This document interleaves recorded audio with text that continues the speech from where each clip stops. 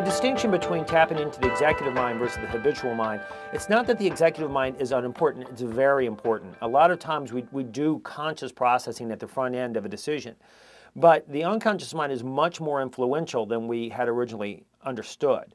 And this is something that when we talk about trying to tap into that, it's really tricky, because if I go up and I ask you, why did you, pick this restaurant?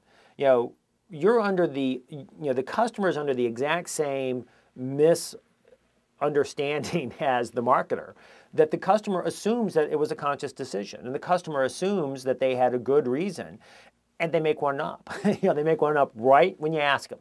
And the conscious brain is like, it's like the husband that wants to take credit for everything that the wife is doing. It's like, it just assumes that somehow, I must have had a conscious reason for doing this. But the reality is, it may have been the whole reason you may go to this restaurant versus that restaurant is it was a right-hand turn. The other restaurant is a left-hand turn across traffic, and that just for some reason I prefer to avoid that.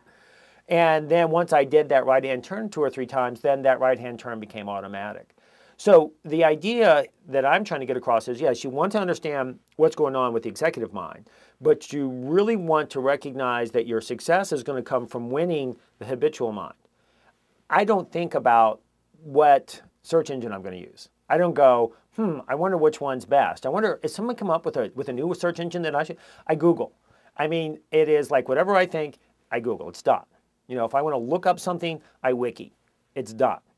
Can somebody else come up with a different one? Yes, but for them to win me, they've got to help me build a new habit. They've got to get that the thing that I do before I go to wiki or before I go to Google. And that's the real competitive battlefield. And that's the thing that I think most companies don't understand. And they continuously think, oh, I have a better product. I have a better, widget. I have a better, I have a better search engine. And they get shellacked. But they get shellacked because they don't understand that they've got to overcome this amount of inertia that has come from the number of times people have repeated that decision in the past.